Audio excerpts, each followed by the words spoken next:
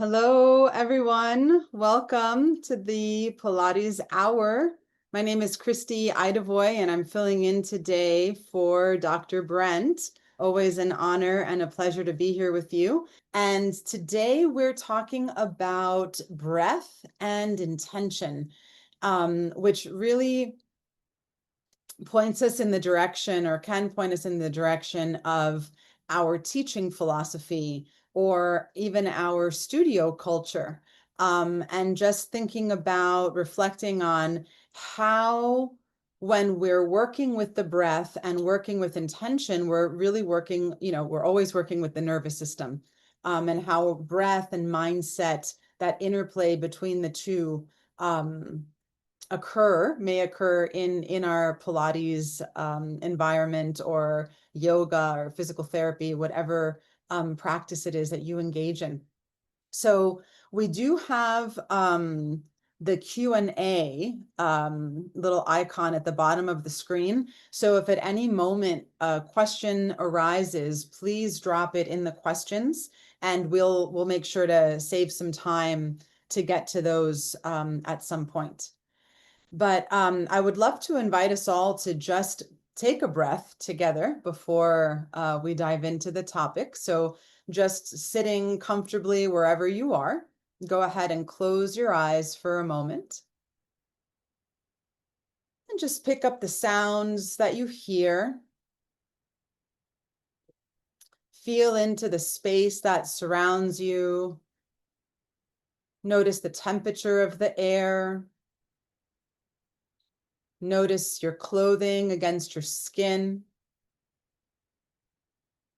And notice the way that your body connects with either your chair, your couch, whatever it is that you're sitting on right now. And allow your body to release into the support of the structure that you're sitting on. And taking in a slower and fuller breath. And as you exhale, you can release an ah sound, or a little vibration, a little sound. We'll do that 2 more times together. Inhaling slowly and fully. And as we exhale, dropping down into the support. One last breath together.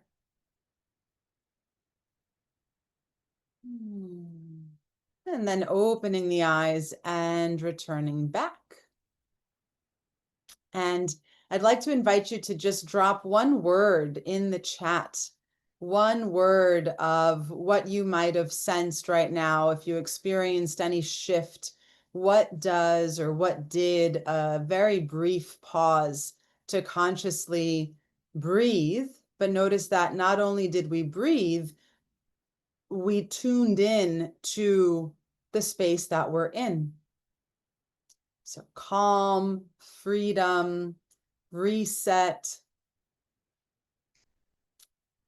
a heaviness. I'm wondering if that heaviness is perceived as something positive. Did you enjoy? Would you like to have more of that heaviness, or not? Or not a positive experience?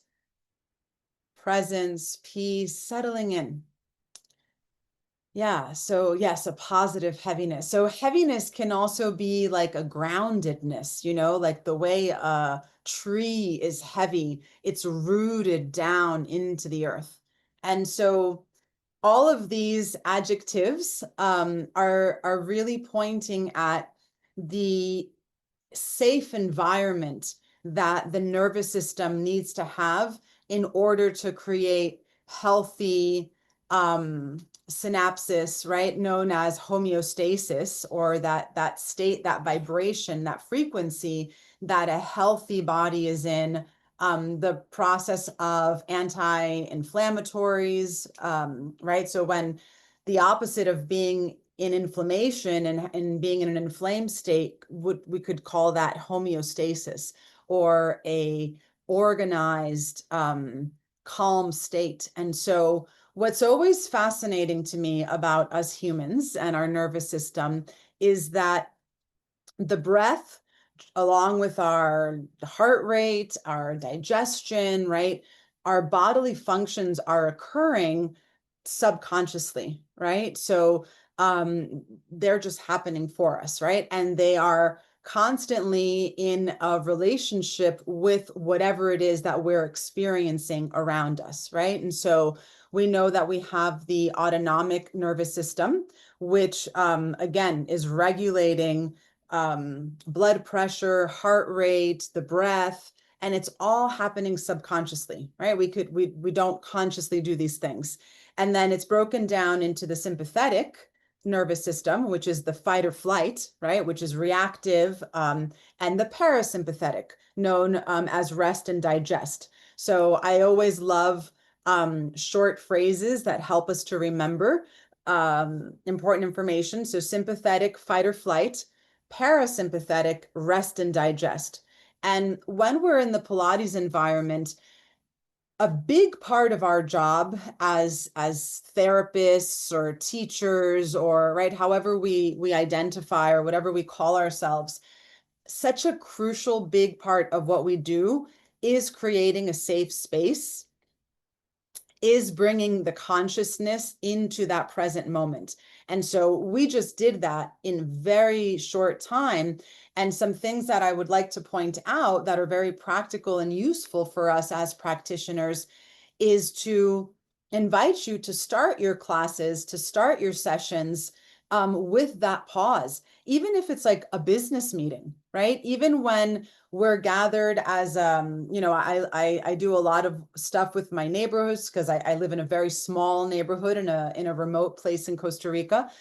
So there's a lot of decision making that happens in the collective, and we start our gatherings, our meetings with just pausing to breathe, to right solicit all of this. Why? Because from that space of presence, of softness, of that weighted, heavy groundedness, we're much more receptive to different ideas, to new information, to just having a higher level of clarity.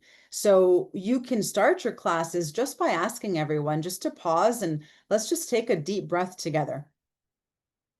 And I also want to point out the space between the different things that we're asking individuals to become aware of. So if it's the temperature of the room, the feeling of the clothing on their skin, right? Just to reiterate, mention the ones that I just used, that there's some space in between them to give the mind a chance to come back to the moment, right? Because we often will come in and our mind is busy and racing and we've got so many ideas. The mind is an incredible playground. So appreciate the bit of time and space that it requires for the minds to pause, focus, and settle in. And so what that does for the body is that it releases us in order to be able to receive some new information. So, when we're talking again about really, this whole conversation of breath and intention is really a conversation about how the breath affects the nervous system, right? How the breath affects the body and the mind's connection. And so when we start to bring our awareness first to the most obvious things, the clothes on your skin, the space that you're in, etc., it's like guiding the mind back inward. And then from there, you can bring the awareness to the breath. And you might even say things that are simply, notice your breath, right?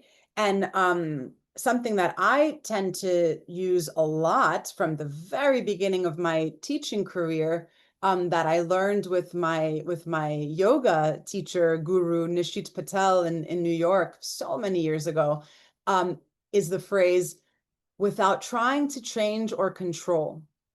Because a lot of times we might say, notice your breath, and individuals, including myself, we might suddenly feel like, oh, that means I need to do something with my breath. Am I doing it right? Yeah. So when we pre-frame that or maybe letting go of the need to get it right, so that we're framing it as something that they can do, letting go of the need to get it right, allowing it to be as it is. Notice what you feel, right? And then we can go another level and say, notice how you feel it. Is it the feedback that you're receiving from the ground or the mat? Is it do you just have that awareness? How do you sense what you're feeling? And so we're guiding the individual's psyche, we're guiding their mind into a space that is asking and inviting curiosity. We're releasing from the very beginning the expectation that there's even a chance to get it wrong, right? By simply asking them to bring their awareness to it. And so the breath becomes the bridge. Yeah, the breath is a bridge between what is conscious and what is subconscious, right? So we can consciously bring our attention to the breath, notice it, and then we can start regulating it, taking in a slower, fuller breath. Notice where it breathes, where it breathes. Notice where it breathes you, right? Allow the breath to breathe you. Notice where your body expands. As you exhale, notice what parts of your body are willing to let go, right? So that what we're doing from the very beginning of a session or a class is guiding the attention and the experience inward, right? And so part of the bullet points, if you will, for today's conversation were around creating an internal experience or teaching from the inside out. What does that mean, right? How do we do that? What does that look like? Well, what I'm suggesting that we begin a session with is how we lay the foundation for that inner dialogue. And if we do it through the breath in the very beginning, we can continue to do that throughout the class and simply reference back to what you set them up with. So it creates a very kind of streamline experience. You can make it very simple. There's a lot of depth in simplicity. And I feel like something that happens is, especially in the beginning, and honestly, maybe it never goes away because we're constantly learning and we're constantly changing, is that we've got so much to give. There's so much we can become aware of, so many different things to notice, different things that are exciting for us. It's easy to overwhelm a class or an individual if we're giving so much information, right? And so I invite you to think about the difference between instruction and inspiration.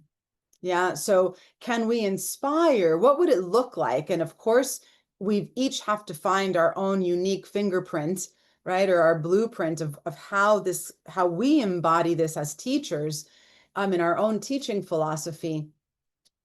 What would it look like if I set the intention to inspire people to move rather than instructing them to move? Right? So kind of an open-ended question, maybe a journal prompt, right? So in a very practical way, we need to tell people what to do, right? Put your heels on the bar, right? And so I give them that's an instruction, right? So teaching is a combination of instruction and then inspiring, which is what this Pilates hour is about. Breath and intention is really about inspiration, bringing the spirit in. So guiding the mind into the physical experience to help focus the spirit. And that is when we have those really profound moments and just, where our movement practice becomes a very, not to be sacrilegious or disrespectful, but it can become a religious experience in the sense of we're finding this deep sense of connection to something that is greater, by focusing or bringing awareness and attention to the breath. So we give this clear instruction: put your heels on the bar. Notice the texture of the bar. Are the feet parallel? Do they feel even? Yeah. Press all the way out. Come to standing on the bar. Stay there for a minute. Relax your shoulders. Take a couple of breaths. Do you feel balanced? Is there an even amount of weight under your heels? Is there an even amount of pressure of the shoulder blocks on your shoulders? Right? I'm clearly describing footwork on the reformer. But those things that I'm asking them to observe in themselves, I'm not telling them, make sure that it's even and balanced. I'm asking them, notice what you sense. Bend your knees and come back. Press back out, right? And I'm trusting their nervous system because it's really quite interesting. If you observe as a teacher, when you use some cues like this, how automatically just by pronouncing it or suggesting a balanced distribution of weight, the body will start to find it. Yeah, it just kind of happens. So, so that we allow them to find what feels centered and balanced for them in that moment. And then ask them, appreciate what you feel like when you're balanced and your weight is evenly distributed. How does that feel? Bend your knees, come back in. Let's maintain that as we glide back and forth a few times. Just give them space, right? I feel like a big part of this is the space in between the words and the instruction is more powerful than we really understand. So, coming back to this idea of the breath as that bridge, I've given them things to do, right? Now the mind is at the feet, noticing the weight distribution. Give them some time and some space to find all of that. They're gliding back and forth. Just to continue on this example, notice your breath. Come back to the breath. Notice when you're inhaling, when are you exhaling? Does it feel like it's one continuous experience, the breath and the movement? Right? Because sometimes individuals will feel like, oh my gosh, you're asking me to do two different things. You want me to move and you want me to breathe? That happens more so when we're instructing them when and how to breathe. But if we simply say, notice your breath, where or when in the movement are you inhaling? Where in the movement are you exhaling? And now what you're doing also is that you're giving them agency over their experience. That's another huge thing that happens in the movement experience when we have this teaching philosophy. Is that when I allow individuals to notice their patterns as a suggestion, right? It gives them agency to know, oh yeah, I'm inhaling when I do this and I'm exhaling when I do that. And then I might say, notice if it's a continuous repetitive cycle of movement and breath. Encourage or invite your body to repeat the same rhythm. Notice if there are pauses in the movement or in the breath. Maybe those can become a little bit smaller so that you can really appreciate the uninterrupted pattern of movement and breath. Right? And now it's like we start entering a hypnotic trance. Right? It's much easier to teach this with the lower level movement patterns, obviously, right? Because there's less cueing going. But again, this is why it's so valuable to set the foundation of a class when we're doing things like footwork, feet and straps, any form of my trunk is staying still while my limbs are doing something, because the choreography is very basic, right? And obviously I'm generalizing, not for everyone, not all of the time, but it is the time and the place to set up this entrainment, right? What are we doing? We're supporting neurosynapses, right? Neurological processes of order, of calmness, of being in control, of having authority over their own personal experience. And these are the things that are very powerful when we're not in a movement class, and we can take these into our lives. We'll know more and more what it feels like when I'm in control of my experience. Yeah. So, cueing with intention versus instruction. What might that look for you if you were to ponder that or take that on as a philosophy, as a teaching philosophy?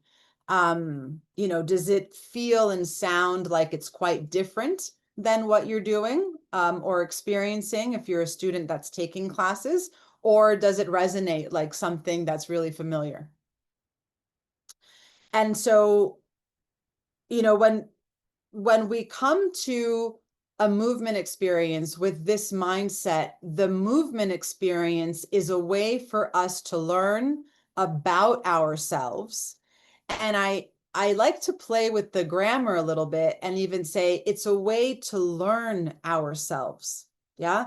To become aware and to realize the different things that might happen when we shift body weight, when we change a movement pattern or a breathing pattern on the movement, because you might do those things I suggested and then offer, what if you reverse that? What if you reverse the breathing pattern? How does the experience change? Does the experience change? It might not. That's okay. What's important is that we're conscious of what we're doing in this moment. Yeah, that's what contrology is about. That's what coordination of mind, body, and spirit that Joseph Pilates spoke about.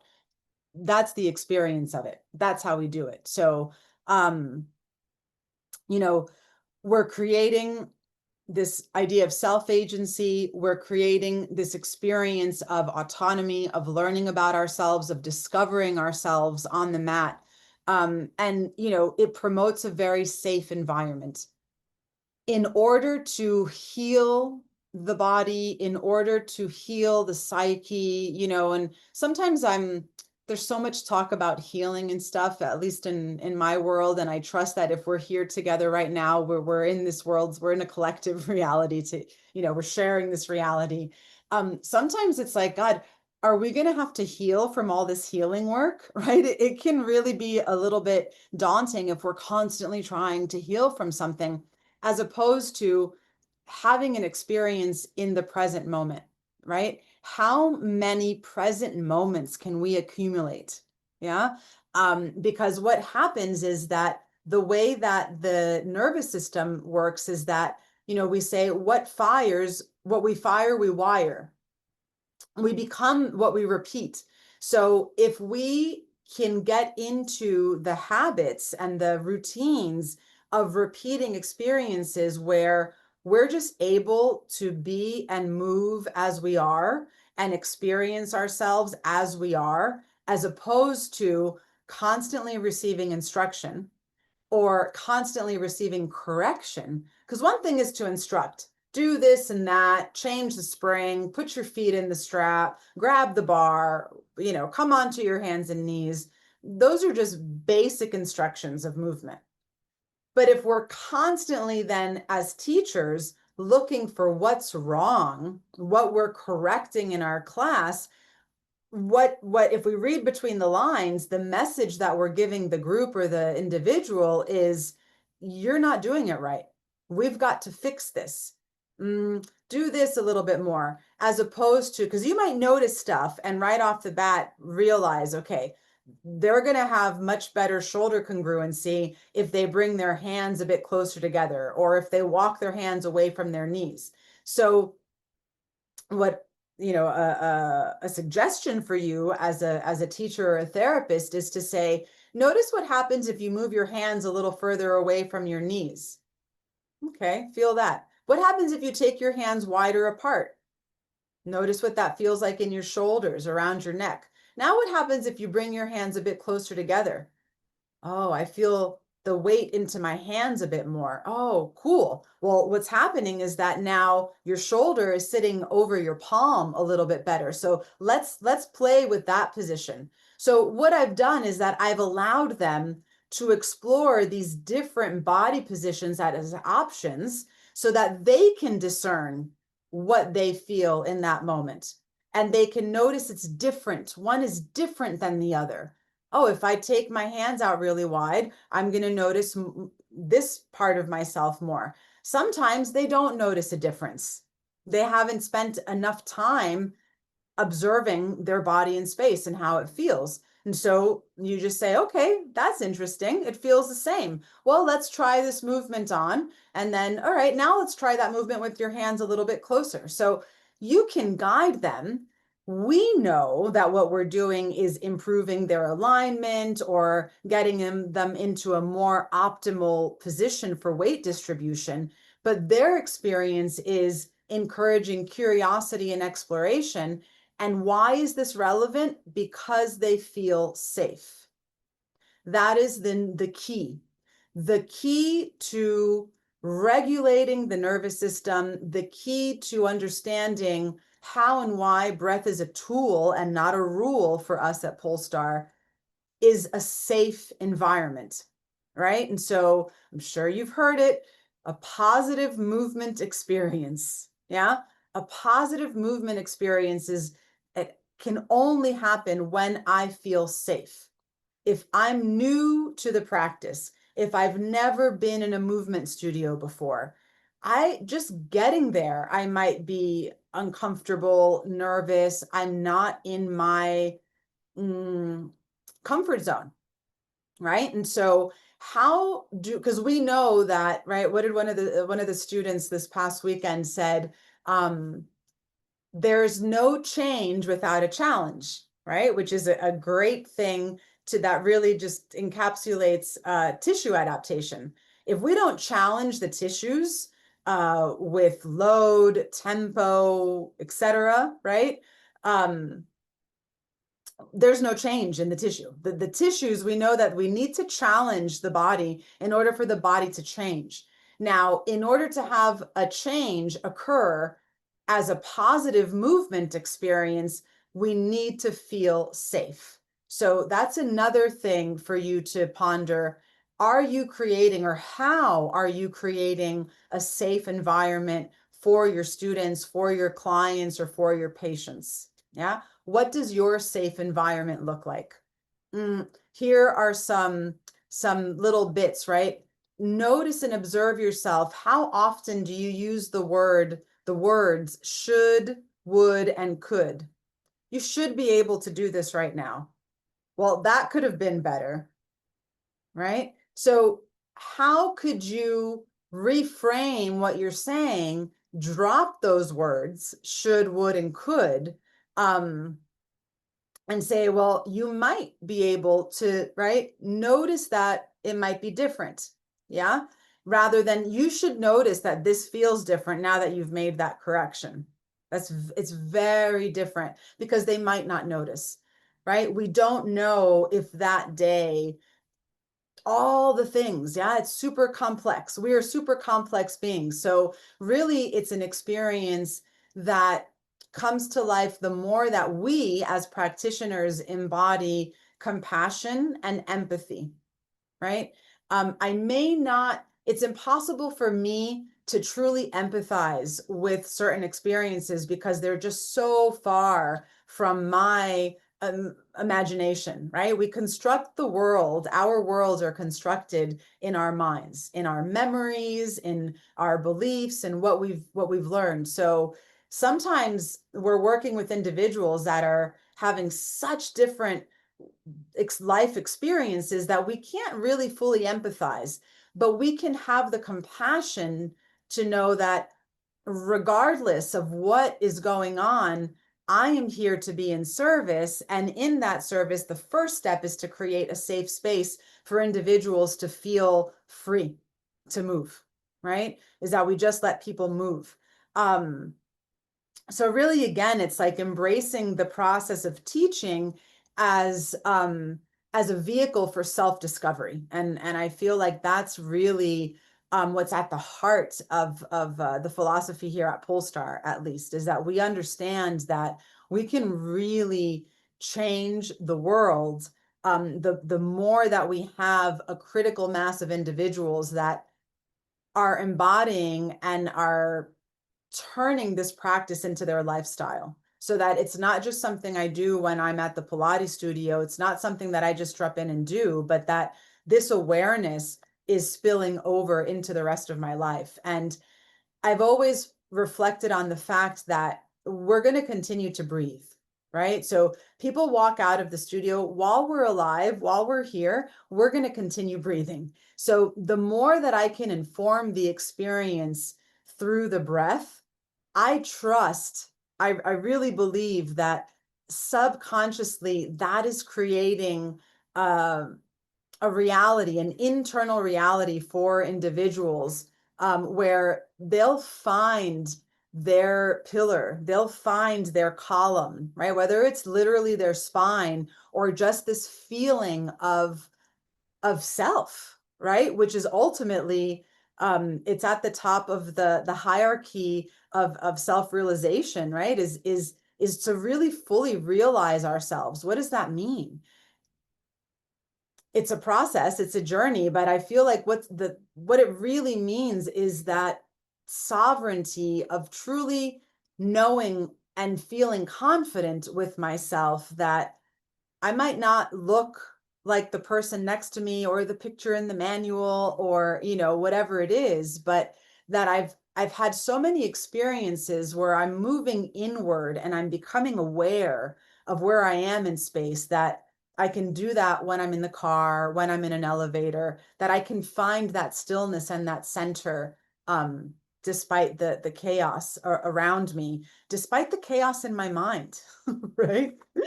Um, and so, this word somatic has been floating around my world for a very long time. And I feel like in the last few years, it's really become more and more of a trend. Yeah, it's more and more popular. So um, some of you might know that my background is in philosophy and language arts. So I always love going to the root, the etymology, the source of words to try and understand and like, what are we even talking about? And so soma, the root word of somatic, comes from the Greek word soma, which simply means of the body.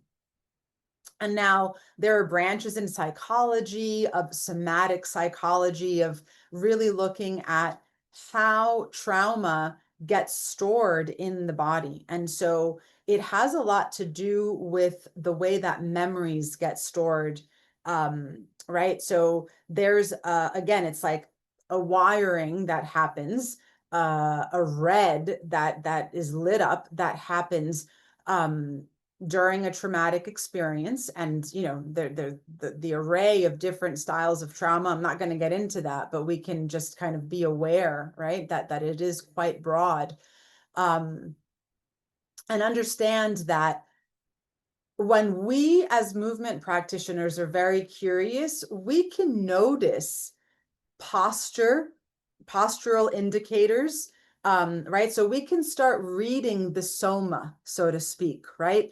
This non-verbal language of the body. Sometimes it's very clear, it's a facial expression.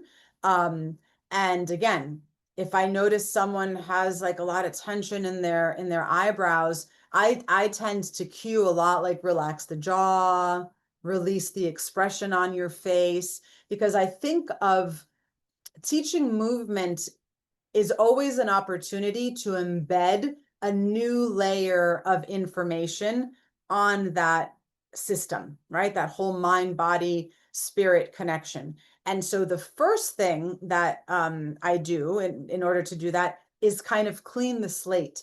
So if you think of it as like a whiteboard, a chalkboard, and it's got so much information written on there, the first thing I want to do is erase as much of that information, clean the slate with some of these practices of mind and breath, and then we start moving again. We come back to the movement, we come back to the body. It can take a minute, it can take 5 minutes, depending on the environment and also depending on the group, right? So we've got to read the group.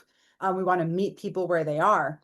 But understanding that we can start off by that, when we're doing that, we can also then observe and notice, if someone has a lot of tension around their shoulders and their head is really forward, and you notice when they walk in that their steps are short and fast, what information might that tell us about that person? Yeah. They're probably thinking a lot about what's coming next. You can see their whole presence is really moving into the future. Their mind is probably not in the studio. Their mind is on what's going to happen when they leave the studio. So, maybe we start them moving. Maybe we can see that they've come in, they're really active. We start them moving, we notice their breath, and then they can start to calm down. So meeting people where they are is huge. It's key. And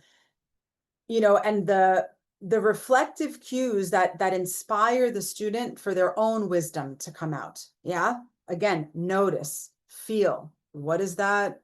What does it feel like? How do you know? Can you feel it because you're on the mat and you can feel the mat under your bottom, or you can feel the mat under your back? How do you even notice how you're feeling? Right. Memories are stored in the nervous system. So by changing body positions, we start to have the potential to release energy, to release memories, to release things that maybe they weren't consciously thinking.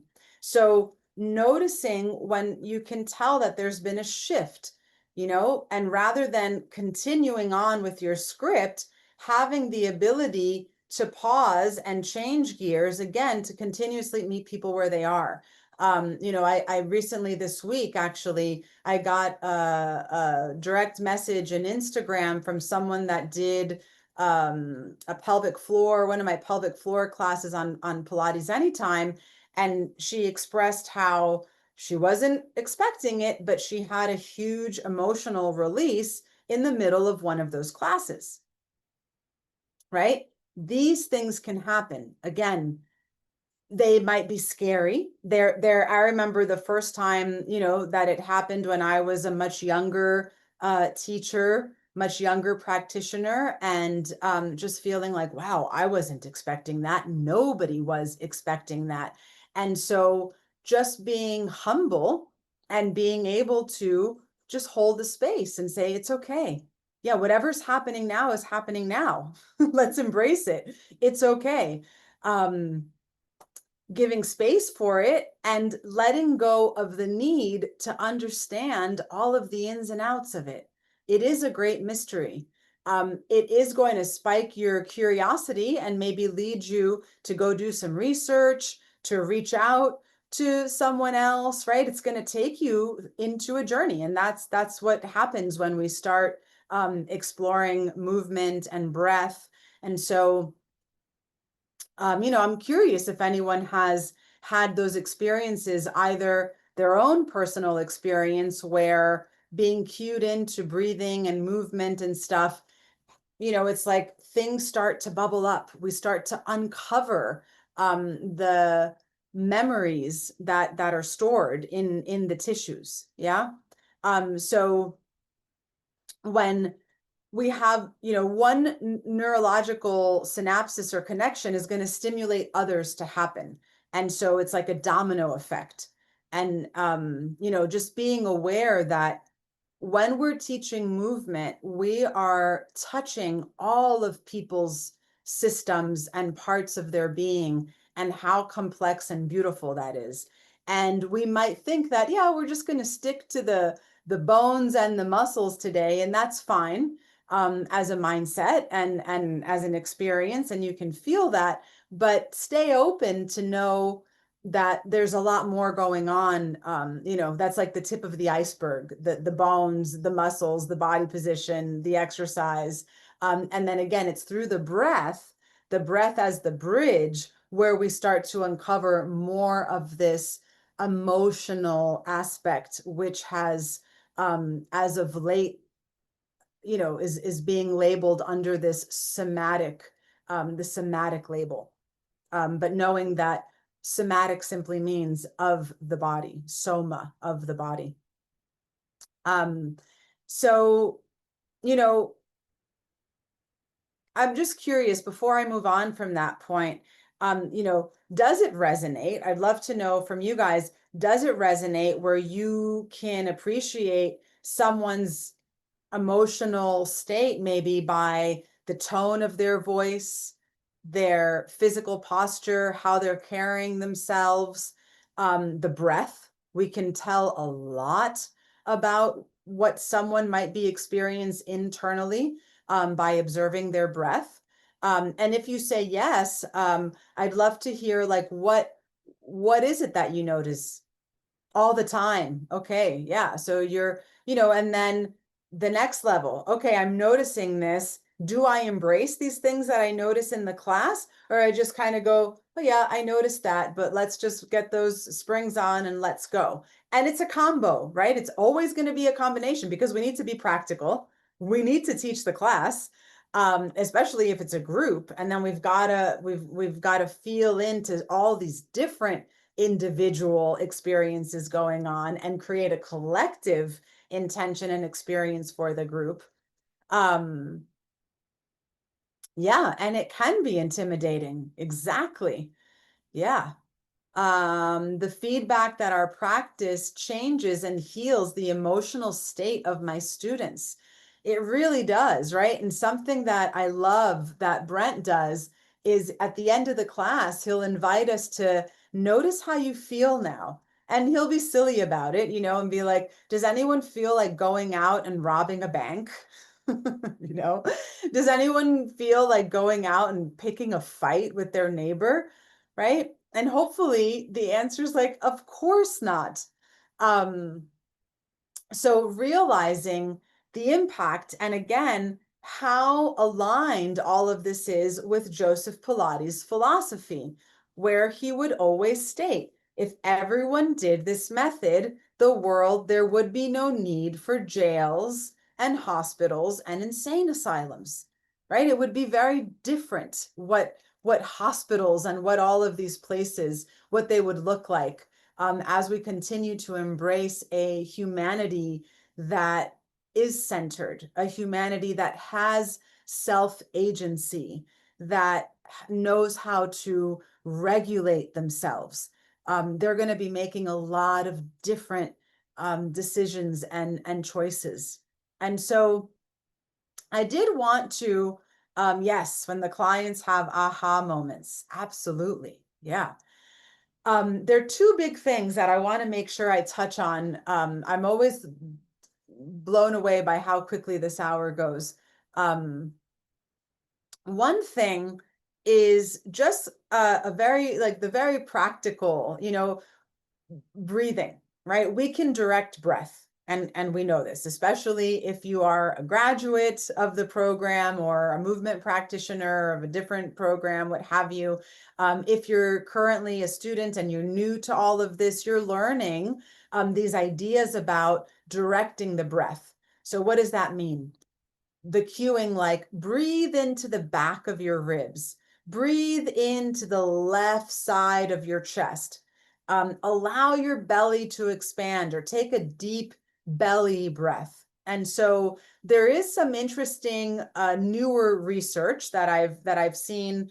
And actually, one of our faculty members wrote to me earlier this week, even letting me know that as she was looking through some of the NCPT, or the National Certification for Pilates Teachers in the United States, that even some of the exam questions and the study guide has changed based on some of this recent research, which is always exciting and interesting. And so what's really cool for us to know, first of all, oftentimes the belly breathing where we're allowing the abdomen to expand and then noticing how it comes back is very, very helpful for calming the nervous system.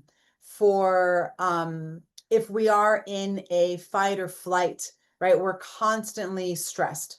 How do we know that we are or someone is more on, their nervous system is functioning more on that side, if you will, of the equation of the fight or flight? Well, there's never enough time. There's never enough money. I don't feel like I have enough. right? This like not enoughness itis. That's a sign, right? That's a huge, huge sign. Digestive issues, huge sign, right? So how can we support these individuals and ourselves? Because I feel like we all go, right? We're all fluctuating through these moments, even in a day, right? In a day, I have moments of there's not enough. Then I catch myself and I pause. And the pause might be like I'm driving my car and I'm going to sit back a little bit. I'm going to feel the headrest. Rather than driving up here and white knuckling, I'm going to become aware of my steering wheel, of my seat, of my pelvis, of relaxing my jaw, of feeling the headrest.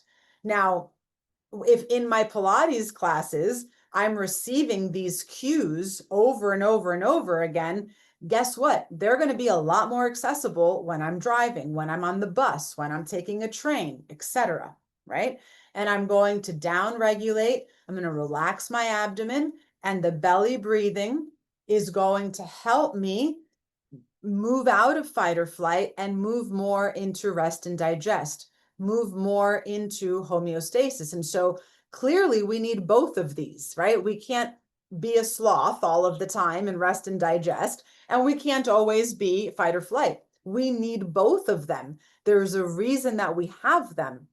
So you can always ask yourself, is this amount of tension and energy really necessary right now? As much as necessary, as little as possible. Another big Polestar tool with the way that we teach. What's the range of movement? How many springs should I have on? How hard should I work? As much as necessary, as little as possible, because we're after efficiency, because we know that our nervous system is designed beautifully to regulate itself, right? So if we know and we understand that, let's encourage ourselves to make our teaching the experience of that harmony, of that resonance with nature. How do we know we're doing it? We're having a positive movement experience. That's how we know, right? So sometimes we refer to belly breathing as diaphragmatic breathing. And again, being a language person, that always trips me up because I'm like, and when do we breathe in a way that doesn't use the diaphragm? Right? I know that maybe we understand diaphragmatic breathing as allowing the abdomen or breathing down towards the abdomen. That's what we mean. But if we understand the physiology of breath, we know that there are three diaphragms: the pelvic floor, the thoracic diaphragm, the cervical diaphragm, or the epiglottis, right? And they move synergistically on every breath in a healthy body. So when I encourage my abdomen to release, my breath to move and massage my viscera, that's going to help bring me down, right? Bring me out of that fight or flight.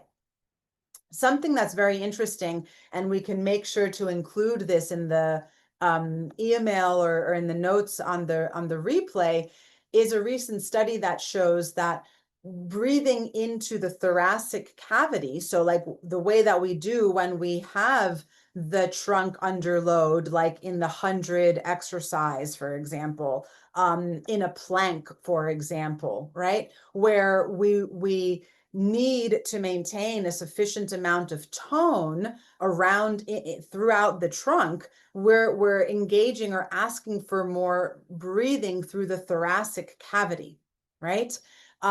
How in some patients, right, the study shows it actually is providing more lumbar stability. And again, it's a study. And the study, it's published on PubMed May of this year, so just last month. And it even goes on to say that there's still some things in question, that the subjects, those particular subjects, had those results. So it does support what we teach at Polestar with breath as a tool, not a rule. And when we are performing exercises that require stability around the spine, like a dynamic stabilization around the spine, breathing into the thoracic cavity is going to help us do that. For example, just to bring that to life in a practical way, we're doing knee stretch on the reformer with the knees off of the carriage, right? That's not the place to take a long, deep abdominal breath, right? Doesn't mean that it can't be super advanced, right? To be able to maintain the shape of the spine, the stability throughout the spine. But when we're performing that movement, even in like the, traditional way that that's performed, the emphasis is on the exhale and drawing the carriage in, right? So that's a place where we're going to want to solicit more breath into the thoracic cavity. So again, we encourage and invite you to explore that in your own body first, always. You know, what happens when I think about breathing into the front of my chest when I'm doing an exercise? Do the same exercise and now reverse it. Breathe into the back of the chest or into the back of the ribs. Does it make a difference? What's the difference it makes? I could go on, but I'd love to leave some time and space for the Q&A. I see we've got some in there. As a teacher, oh, and this is a great segue to the last bit I wanted to talk about. Thank you, Yasmin. We're always connected. How can I stay consciously connected to the breath while guiding a client through different positions and movement patterns throughout a full session, especially when their needs or responses are constantly shifting? Love the question. I love what you're touching here. This is another question. Hello, Alejandra. I love what you're touching here, and I've had that experience in my classes. It's an immediate release that you see in a posture or even a change in breathing, right? But I'm curious to know, do you make a specific pause to work on the breath or focus it at the beginning of the class, or do you weave it into each movement? So I'm going to answer both because they're touching on a similar breath, haha, pun intended. You weave it in. You definitely, the process of teaching, of guiding an experience more than teaching is always going to be weaving. Why? It's too much to do all at once. And learning and neural plasticity, right? This kind of rewiring of the nervous system that we talk about happens through repetition. So we're always weaving. Think of weaving as going back to something that I might have said already. Now I'm going to introduce something new. Then I'm going to go back to that something else. Then I'm going to introduce something new. And now I'm going to go back to a couple of those other strands that I had done. This happens in a 1-hour session. This happens in a 10-year relationship with a group or a client. We're always weaving. Literally, it's like if we're weaving a basket, the more information we have, the more threads on the loom, right? The more the fabric that we have to weave. As a teacher, right, which is part of what this conversation today was setting out to touch on, is we are co-regulating. When we're teaching a class, we're co-creating the class with our students. So we need to be regulating ourselves while we're teaching, which gets to Yasmin's question, right? So when we ask someone to take a deep breath, we need to pause and breathe with them. And this is one of my like pet peeves, being guided into hypnosis or something, even with super skilled practitioners, and they're guiding a breathing exercise, but they're not giving the space for the people to breathe because they're not breathing themselves. Right? And so if we had to pick a side of, well, if I breathe myself, if I stop to breathe, then I'm not going to be on time for the next cue. I personally find that that's preferable because they're going to keep having their experience. And we're talking a matter of like milliseconds, possibly, or a second, right? Rather than talking so much, inhale and now exhale, inhale and exhale. there's no time to inhale and exhale unless I'm going, and I might want that. I might want to create heat in the body. I might be teaching the 100, right? So I might want that where I say inhale, exhale, inhale, exhale, or exhale, exhale, exhale, exhale, right? I might do that on purpose, but that's the whole point. What's the purpose? Make sure you have a purpose, and then stay connected to it. So if you want a guy, if you're doing mermaid, if you're doing Cleopatra, if you're doing swan, if you're doing an articulation movement, there's a sequence of events that are happening through the different segments of the spine. Notice how my tone and cadence started to articulate a little bit more. So I am co-creating, I'm co-regulating the experience with them through my personal tone, my breathing patterns, my timing, right? And when I observe and see a shift, I, you know, it depends. Is there a moment where eye contact was made and that was more than enough, right? For us to, uh, like, they know that I saw and we just had a moment and we just keep going through the experience. We don't need to mention everything. I feel like that's another thing that we start to realize and starts to happen. We don't need to name it all. We don't need to talk about we can't do it, right? But the power of eye contact, of breath, of presence, that's what sets the tone. So you do a little bit of this, you get on, you add an experience, let them move, let them have their experience. And then just say, notice your breath. What if you exhale just a little bit longer? Take a little more time through that part of the movement and inhale when you need to.